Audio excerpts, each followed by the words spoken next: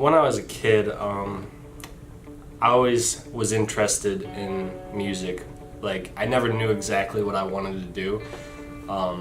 And you can ask anybody. I had no clue. Everybody wanted to be a firefighter, a police officer.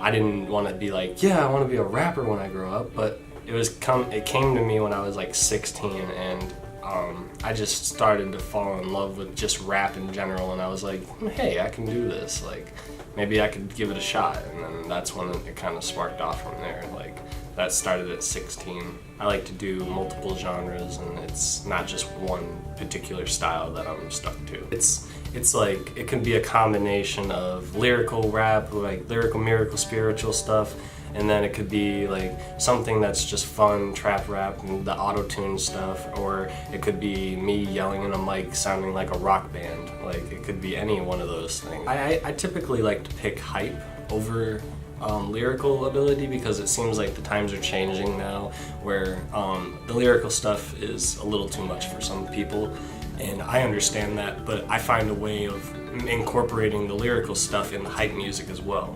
And I like to just bring out different aspects in a song that aren't typically there. And some things are like based on actual like events in my life that have happened, and like there's one song that I wrote a long time ago, I Need Some Sleep, and that was the most famous one for me. And it was about a girl that I liked, and she didn't like me back, and it sparked off my career, and that's when I noticed, like when it started getting 1,000 views, like first week, I was like, wow, okay, I could be writing like some serious stuff, like to where it's impacting. And then a year later, I dropped Anger Management, and like I'm getting like a bunch of views. I'm getting features with big name artists like Swizz, and I'm just constantly progressing. I have 5 hours to sleep. Within those 5 hours, I take 2 of those hours, and then I'm writing music every day. I'm literally losing sleep over it, and then I'm on the weekends when I have like just working one job, I'm devoting all that time into that music. Not even like a hobby, it's more like a passion. It's more like something that I've fallen in love with, and the money's nice, but I still end up paying out of pocket for everything myself. I wouldn't consider it being something that I can live off of, but it's definitely something, if the money comes, but it's not important to me. I've done showcase tours, not tours, but I've gone on a tour specifically meant for individual artists to perform and showcase their music, and I've also been a part of a lot of, not bigger names, but people that have developed a name for themselves that have messed with my music, and they say that I'm going places. A lot of people never believed in me, and when I first started out, I made a mixtape, and it was my first mixtape ever. My whole town in St. Ignace, like a lot of people didn't like it. Everybody was telling me, this is crap, you need to give it up. I thought for a minute that I wanted to give it up, but I kept going with it.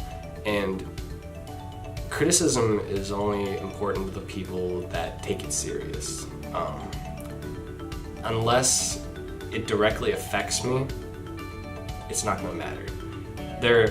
People can say what they want, and at the end of the day, I'm still gonna be making music. I'm still gonna be making videos. I'm still gonna be rapping for famous rappers. I'm still gonna be pursuing my dream, because if one person thinks you're good enough, then why can't 100,000? You just have to constantly be moving. You have to be consistent. You have to just constantly put out music, and if the crowd likes it, they like it. If they don't, they don't. But all in all, you have to be your #1 fan, because if you aren't, then who is? Just follow your dream, man. You gotta be your #1 fan, and I know I keep saying that, but it's the most truest statement. Token said that himself. You gotta be your #1 fan, and once you learn that, then you can do anything.